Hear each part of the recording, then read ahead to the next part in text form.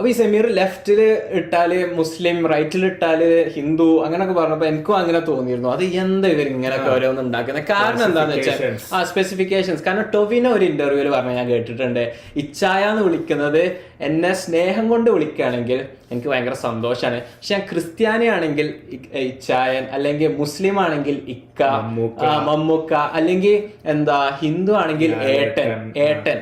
ഈ ഏട്ടൻ അങ്ങനെയാണ് നിങ്ങൾ എന്നെ വിളിക്കുന്നതെങ്കിൽ എനിക്ക് ഈ ഒരു വിളിനോട് താല്പര്യമല്ല.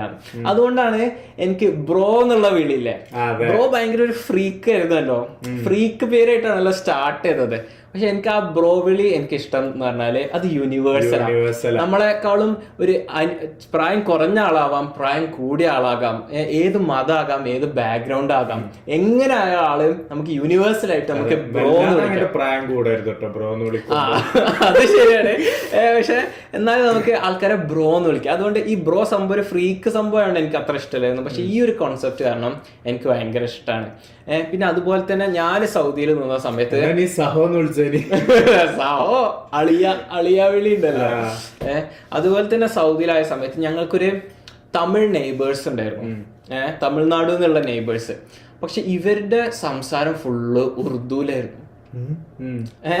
അപ്പൊ ഞാൻ ഇവരോട് ഇങ്ങനെ ഒരു പ്രാവശ്യം ഞങ്ങൾ ചോദിച്ചു, ഇവർ പുതിയ വന്ന നെയ്ബേഴ്സ് ആയിരുന്നു. അപ്പൊ ഞങ്ങൾ ഇവരോട് ചോദിച്ചു, നിങ്ങൾ എന്താ തമിഴ്നാട്ടിൽ നിന്നായിട്ട് ഉറുദു എന്ന് സംസാരിക്കുന്നത്? അപ്പൊ ഇവര് പറഞ്ഞു, ഞങ്ങളുടെ ആ ഒരു ഏരിയയില് മുസ്ലിംസ് ഉറുദു ആണ് സംസാരിക്കുക, ഹിന്ദുസ് തമിഴാണ് സംസാരിക്കുക എന്ന് പറഞ്ഞു. അപ്പൊ ഞാൻ അങ്ങനെ അപ്പൊ അവിടെ തന്നെ ഒരു ഡിവിഷൻ വന്നു. ഭാഷ എന്ന് പറഞ്ഞാല് നമുക്കപ്പം മിക്ക ആൾക്കാർ തമിഴ് അറിയില്ല, അല്ലെങ്കിൽ തമിഴ് അറിയുന്നവന് ഉറുദു അറിയില്ല എന്ന് പറഞ്ഞാൽ അവിടെ തന്നെ ഇന്ററാക്ഷൻ അത്രത്തോളം കുറയും. ക്ലാസിഫിക്കേഷൻ വരികയാണ് അനാവശ്യമായിട്ട്. അതുപോലെ തന്നെ എൻ്റെ ഇവിടെ കാനഡയിൽ ഞാൻ ലണ്ടൻ എന്ന് പറഞ്ഞ സിറ്റിയിൽ നിന്നപ്പോൾ ഞങ്ങൾക്ക് ആന്ധ്രയെന്നോ തെലുങ്കാനയെന്നോ ഒരു റൂംമേറ്റ് ഉണ്ടായിരുന്നു, വിനയ് എന്ന് പറഞ്ഞിട്ട്. ഇവ വന്നിട്ട് പിന്നീട് അവൻ വിനയ് ഫോർട്ട് എന്നറിയപ്പെട്ടു. അതായത്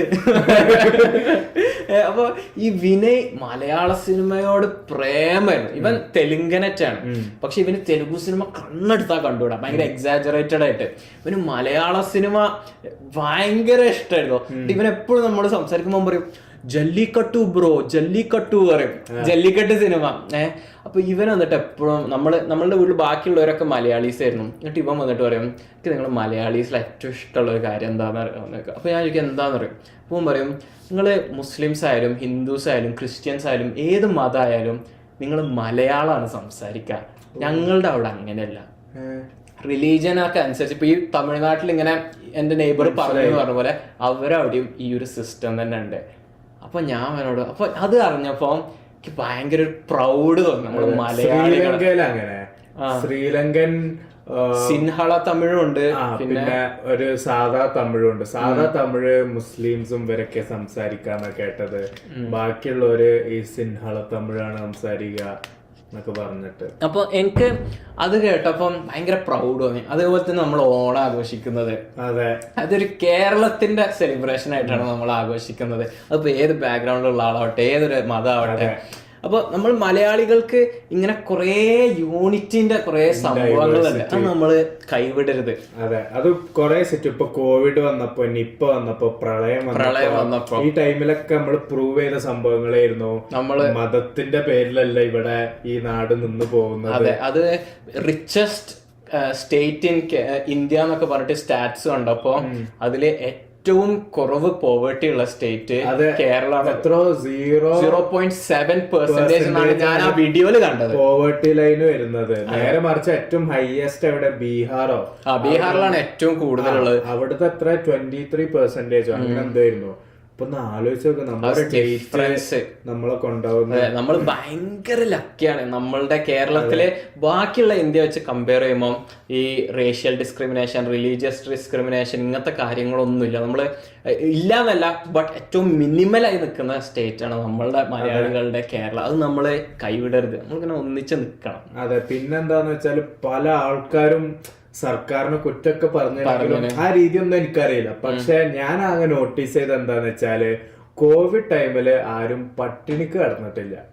അതായത് കോവിഡിന്റെ ആ ഒരു ടൈമില് ഈ പണിയില്ലാത്ത ഇപ്പൊ കൂലിപ്പണിക്കാര്, പാവപ്പെട്ടവര്, ഇവരൊക്കെ പണി നിന്നു പോയാല് ഇവരൊക്കെ എങ്ങനെയാ വെച്ചാൽ ഇവരുടെ അടുത്തൊന്നും അധികം ചിലപ്പോ സേവിങ്സോ ഇപ്പൊ സേവിങ്സ് ഉണ്ടെങ്കിൽ തന്നെ എത്രയെന്ന് വെച്ചിട്ടാ ആ ടൈമിലൊക്കെ ഈ കിറ്റ് വിതരണം സംഭവമായിട്ട് പല ആൾക്കാരും പല രീതിയിലാണ് പറയണത്. ഇവര് അടുത്ത ഇലക്ഷൻ ജയിക്കാൻ വേണ്ടി ചെയ്യുന്നതാണ്, ആൾക്കാരതാക്കാൻ വേണ്ടി ചെയ്യുന്നതാണ്. ഞാന് ഒരു SFIയോ DYFI സപ്പോർട്ടറോ അല്ലെങ്കിൽ MSF ലീഗോ കോൺഗ്രസ് ഒന്നുമല്ല. ഈ ഒരു സംഭവം കണ്ടപ്പോ ഐ ഫെൽ ലൈക്ക് സ്വിറ്റ്സർലാൻഡ് ആണ്, ന്യൂട്രൽ. അതെ, എല്ലാരും പട്ടിണിക്കിടാതെ ഇവര് നോക്കി. As a government this is what they are suppose to do. അവരെ ഗ്ലോറിഫൈ ചെയ്യല്ല, പക്ഷെ അവരത് ചെയ്തു. അത്രേ ഞാൻ പറയുന്നുള്ളൂ. ചിലപ്പം ആ ഒരു പാർട്ടിന്റെ അവിടെ ഇപ്പൊ കോൺഗ്രസ് ആണ്, അവര് ചിലപ്പോ തന്നെ ചെയ്യാം, അറിയില്ല. പക്ഷെ ഇവരത് ചെയ്തു. അത് വലിയ, കാരണം ബാക്കിയുള്ള സ്റ്റേറ്റിലൊക്കെ നോക്കുമ്പോ കോവിഡ് സിറ്റുവേഷൻസ് പറഞ്ഞാൽ അവർക്ക് ഓക്സിജൻ ഇല്ല, ഓക്സിജൻ സിലിണ്ടേഴ്സ് ഇല്ല, ഫുഡ് ഇല്ല എന്നൊക്കെ പറഞ്ഞിട്ട് ബാക്കി സ്റ്റേറ്റിലൊക്കെ അവസ്ഥ കണ്ട്. അപ്പോഴും കേരളത്തിൽ വന്നപ്പോ മെഡിക്കൽ ഇതാണെങ്കിലും വളരെ അഡ്വാൻസ്ഡ്, ആൾക്കാർക്ക് ഭക്ഷണം ഉണ്ട്, ആൾക്കാർക്ക് നല്ല സാനിറ്റൈസേഷൻ ഉണ്ട്. കോവിഡ് ആയാൽ തന്നെ അവരെ നിർത്തുന്ന സ്ഥലമൊക്കെ ആണെങ്കിലും ഇവര് സ്കൂളും പഞ്ചായത്തുകളും വേറെ വേറെ ഫ്ലാറ്റും കാര്യങ്ങളൊക്കെ ഇതിനായിട്ട് ഇതാക്കിയിരിക്കുന്നു. അതിന് ആൾക്കാരെടുത്ത് അവർ ചാർജ് ചെയ്യുന്നില്ല.